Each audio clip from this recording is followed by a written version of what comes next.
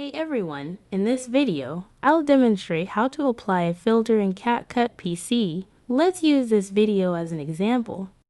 Now let's add the video to the timeline, then go to the filter.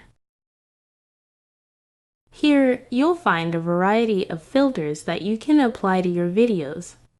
Let's choose the orange-blue filter for this video. We can drag and drop it into the video to apply. If you ever want to delete or adjust the filter, simply go to the Video Basic at the Filter section, click on it, adjust the strength using the slider, and you can delete the filter by clicking on the dustbin icon. We can also click the plus icon at the bottom right of the Filter section to add the filter to the timeline for our application.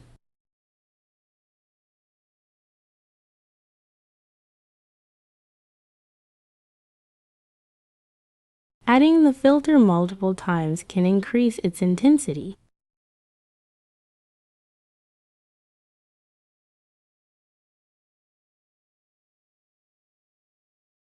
You can also search for specific filters if you have something particular in mind.